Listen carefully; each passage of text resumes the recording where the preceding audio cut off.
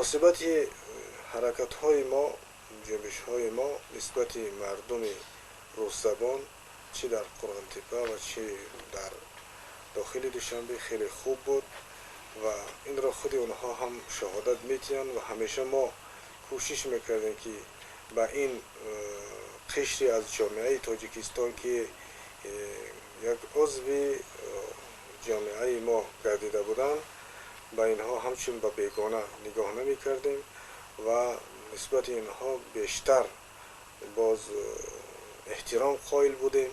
و همیشه تاکید می کردیم بچه های خودمون که نسبت اینها احترام کنند.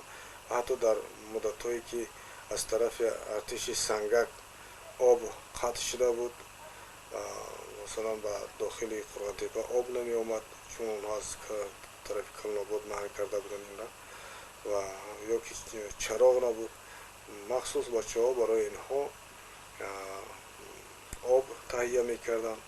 با ماشین ها و این چنین روغن های برای چراغ تهیه میکردن و نان میگرفتن خانه به خانه و همون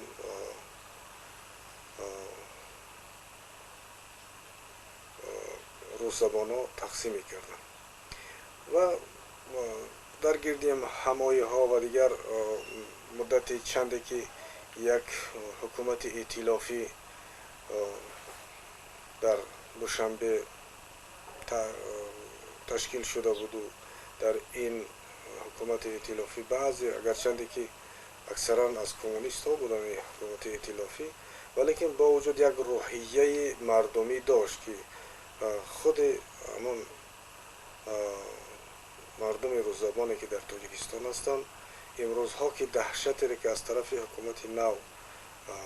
دیدن و فعلا هم دیده ایستادن تحقیر و تضییقی که نسبت اونها میشه، اونا فهمیدن که در حقیقت مردمی که مثلا اپوزیسیون مینامیدن چگونه مناسبت های خوب نسبت همین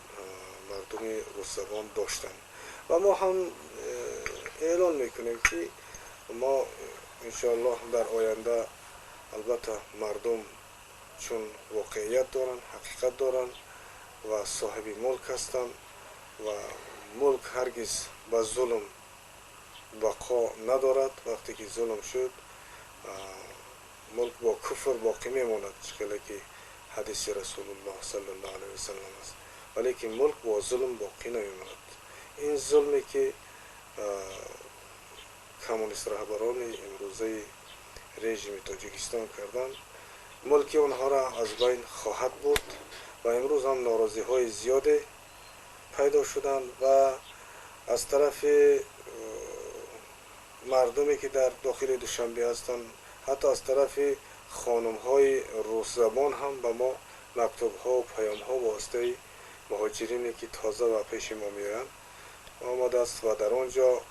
گفتن آشکار حتی نام مجاهد را آنها یاد گرفتن و گفتن که اینها بسیار نسبت ما مخصوصا نسبت زنها تحقیر میکنن، بنابراین ما منتظر هستیم. حتی با یکی از خانم هایی که به اینجا تازه مهاجر شدن، خانم های روززبان صحبت داشتن و گفتن که آیا شما باوری دارید که اپوزیسیا اینجا می آید؟ اگر شما با ما یک اطمینان بدید ما میتونیم که تا آمدن اونها باقی بمانیم و آینده زندگی در تاجیکستان کنیم و اگر باوری داده نتونید با ما کاری کنیم که از اینجا رختی سفر ببندیم و بریم به مملکت خودمون. و یک چیز دیگر هم گفتنی هستم که مناسبتی مثلا آینده ما با روسیه مناسبت خیرخواهانه است و چطوری که ما گفتیم با روس‌هایی که در تاجیکستان زندگی میکنند ما همچون هموطن هستیم و هیچ یگان مشکلات زندگی ما نداریم و در آینده هم ما میتونیم که کدام ساخت دولتی که باشد انشاءالله که آنها محترم هستند و تمام حقوقی که برای آنها لازم است داده میشن و این چنین نسبت سرحدهایی که در مثلا بین تاجیکستان و افغانستان هستند ما گفتنی هستیم که در حقیقت ما به این سرحدچی‌هایی که در اینجا هستند کاری نداریم، حتی وجودشون فعلا لازم میدونیم که اینها باید که باشن در این منطقه، چون افغانستان هم مملکتی ناآرام است. وقتی که ناآرام است در اینجا جاسوس های تمام دنیا میتونن که داخل شوند. البته وجود عسکرهای روسی در مرز برای حکومت آینده مردم هم منفعتناک است. ما این چیز را خوب میدونیم، ولی که هر چیز را گفتنی هستیم با افسران و قماندانان سرحدبان مرزبان روسی که اونها بگذار که بیگانه ها را از داخل شدن به تاجیکستان منع کنند، ولی اونها حقوق ندارن که خود شهروندی تاجیکستان، خود تاجیک را منع کنند که در وطن خودش بدره، خود تاجیک را منع کنند که در سرزمین خودش داخل شود. این حقوق را از لحاظ دینی هم ندارن، از لحاظ انسانی هم ندارن، از لحاظ قوانین بین المللی هم این حقوق را ما اعتراف نمیکنیم این چیزا. بنابراین برای اونها لازم است که به ما کاری نداشته باشد، چون ما شهروند و گرجدانین تاجیکستان هستیم، وطن ما اونجاست، خاک ما اونجاست، حقوق داریم که مجبوراً ما از خاک بیرون کرده شدیم. بنابراین ما حقوق داریم که بار دیگر در خاک خود ما داخل شیم و ما از اونها میخواهیم که همون با امور داخلی تاجیکستان مداخله نکنند، جانبدار این یا آن قواهای مخالفی که در تاجیکستان است جانبدار این یا آن نباشند و ما هم هیچ تعرض به اینها نمیکنیم و هیچ کاری به اینها نداریم، احترامشان میکنیم و مناسبت های خوب انسانی هم میکنیم به اینها. تا حال حاضر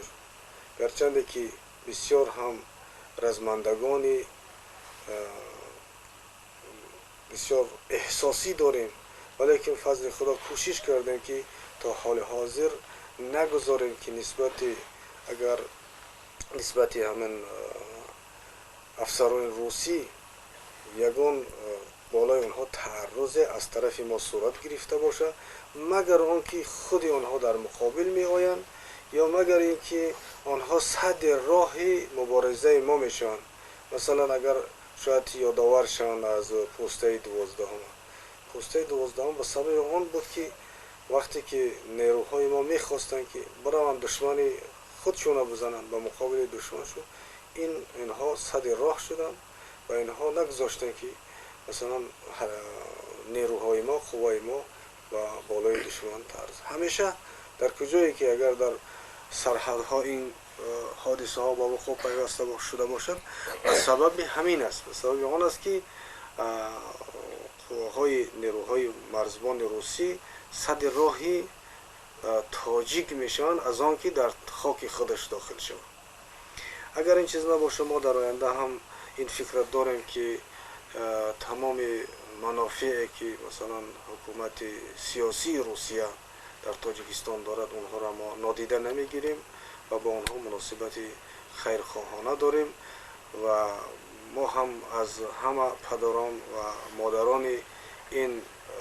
رزمندگانی که اینجا هستند، این عسکرانی که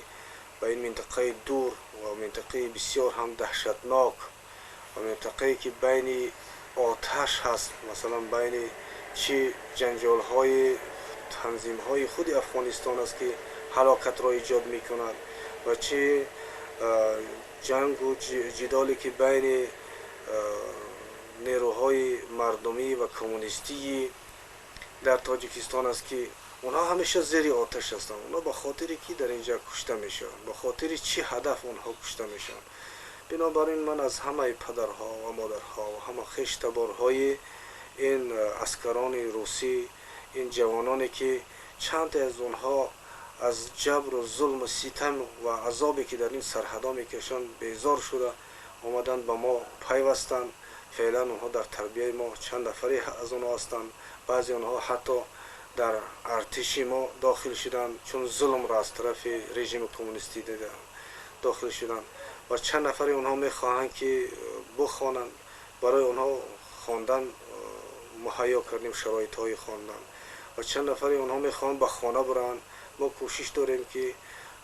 خانه های اونها را بدانیم در کجا هستند و امنیت اونها را برقرار کنیم تا به خانهشون صحت و سلامت برسند. اینچنین از دیگر منطقه های هم اسکرهای زیادی هست که دریا را عبور میکنند و به نزد ما میآیند، فعلا نزد ما هستند. از این لحاظ از همه پدران و مادران و خیشتوار این اسکرها بار دیگر هم خواهش میکنم که نگذارند که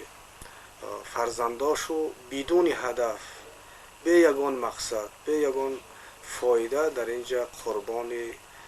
هلاکت ها شوند. زیرا که فکر میکنم که اگر قضیه تاجیکستان با راه های سیاسی حل نشود و چطوری که ما از جانب مقابل رژیم رحمانوف را و خود رحمانوف را میبینیم که اونقدر میلی به حل کردن قضیه با راه های سیاسی ندارد، شاید که جنگ ها شدید شوند و در این وقت دیگر ما نمیتونیم که نیروهای ما نمیتونن که جدا کنن بین این یا آن. شاید که قربانی های زیادی از اسکران روسیه هم پیدا شوند. بنابراین ما خیرخواهانه میگوییم که چون این اسکرایی که فعلا پیش ما آمدن به منزله یک طفلی بیگناه هستند، نمیخواهیم که اونها هلاک شوند، نمیخواهیم که اونها در این آوان جوانی زندگی خود را پدرود بگویند و میخواهیم که صحت سلامت